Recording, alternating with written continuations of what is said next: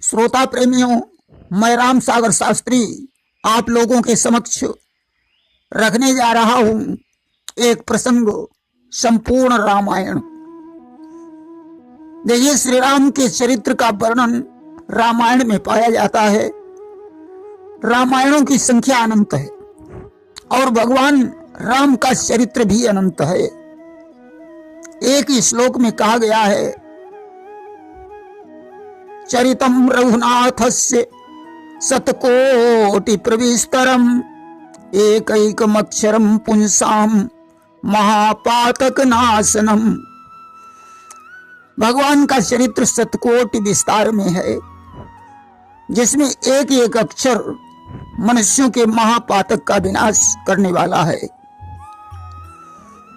एक कवि ने लिखा है कि श्री राम का पावन चरित मन कामना दातार है, निसार इस संसार में सचमुच यही तो सार है।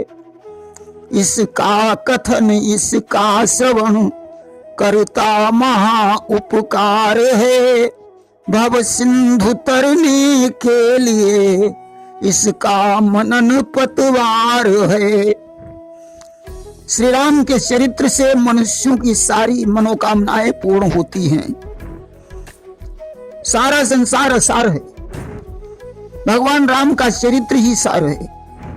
श्री राम के चरित्र का पठन, श्रवण और मनन ही मनुष्य को भवसागर से पार कर सकता है।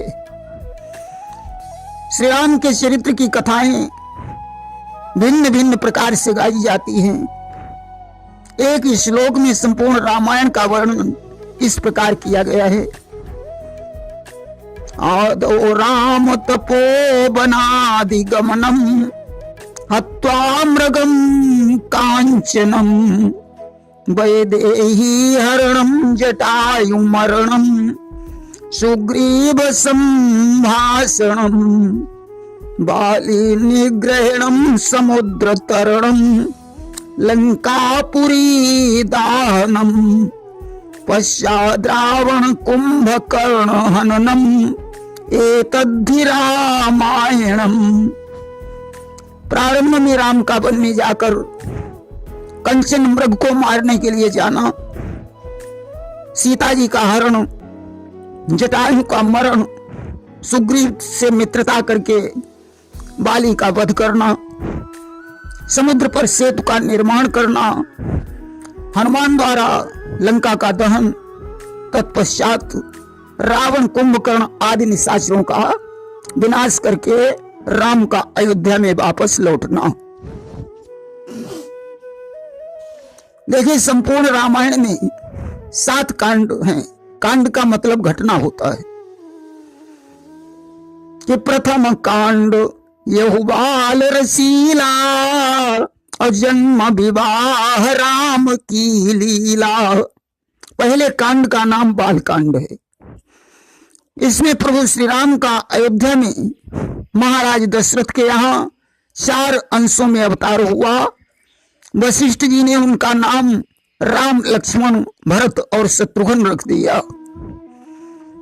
बाल चरित्र करते हुए जब कुछ बड़े हुए तो महर्षि विश्वामित्र जी यज्ञ रक्षा के लिए राम और लक्ष्मण को मांग ले गए।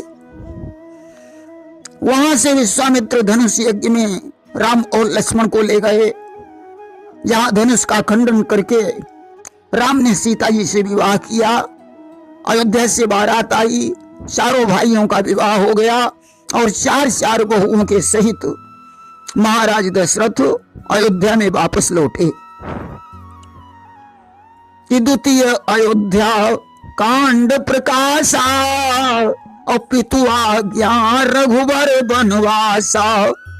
दूसरे कांड का नाम अयोध्या कांड है, जिसमें कैकेयी माता के द्वारा राम का 14 वर्ष का वनवास हो जाता है।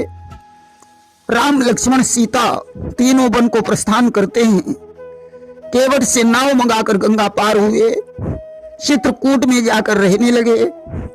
इधर दशरथ की मृत्यु हो गई। भरत जी ननिहाल से वापस आए, राम को मनाने वन को गए। राम ने खड़ाऊं प्रदान करके भरत को वापस कर दिया। भरत जी ने सिंहासन पर खड़ाऊं रख दी और नंदीग्राम में जाकर तपस्या करने लगे कि पुनियरण किसकिंधा भाख्यो जहाँ सुग्रीव शरण मोहु राख्यो। तीसरे कांड का नाम अरण्य कांड है। इसमें जयंत ने कौवा बनकर सीता के चरणों में चोंच मारी। राम ने उसकी एक आंख फोड़ दी। सीता का अनसुईया से मिलन हुआ। सुतीक्षण से भेंट करके भगवान राम पंचवटी में पहुंचे, जहां शूर्पणखा की लक्ष्मण ने नाक काटी। परिणामतः खरदूषण का वध करना पड़ा। राम ने मारीच को सोने का हिरण बनाकर सीता का हरण किया। राम सीता को ढूंढते ढूंढते सबरी के आश्रम पर पहुंचे। वहीं चौथे कांड का नाम किष्किंधा कांड है, जिसमें भगवान श्री राम ने सुग्रीव से मित्रता की। बाल का वध करके सुग्रीव को निर्भय बनाया। सुग्रीव ने सीता की खोज के लिए बंदरों को भेजा और सुंदर सुंदर कांड सुहावन युद्ध कांड मोह मारे रावण। पंचम कांड का नाम सुंदर कांड है, जिसमें हनुमान जी ने सीता की खबर लेने के लिए अशोक वाटिका में प्रस्थान किया। वृक्ष पर छुपकर बैठकर राम की अंगूठी गिराई।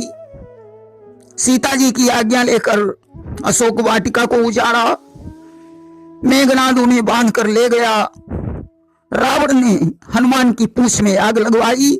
हनुमान ने सारी लंका जला दी और सीता जी से चूड़ामणि लेकर वापस लौट आए। छठे कांड का नाम लंका कांड है। इसमें भगवान राम ने नलनील की सहायता से समुद्र पर पुल बनवाया। सेना सहित लंका पहुंचे। लंका में युद्ध हुआ। रावण को मारकर अयोध्या वापस लौटे। और सप्तम उत्तर कांड अनूपा बसहि जहां कौशल सुर भूपा। सातवें कांड का नाम उत्तर कांड है। इसमें भगवान राम का राज तिलक होता है। भगवान राम ने बड़े अच्छे ढंग से शासन का संचालन किया। राम के राज्य में समस्त प्रजा प्रसन्न थी। अष्टम लव कुश कांड बखाना अश्वमेध कीन्ही भगवाना। आठवें कांड का नाम लव कुश कांड है।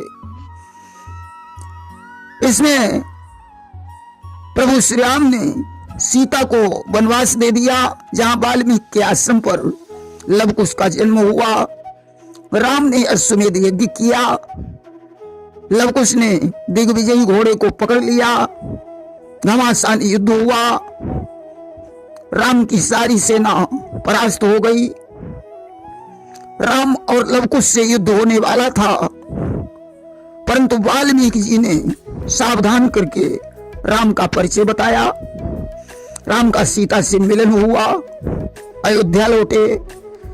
सीता ने भूगर्भ में वास ले लिया। राम ने समस्त राज्य का पुत्रों में बंटवारा कर दिया और भ्राताओं सहित परम धाम को चले गए। प्रेम से बोलिए सियावर रामचंद्र की जय।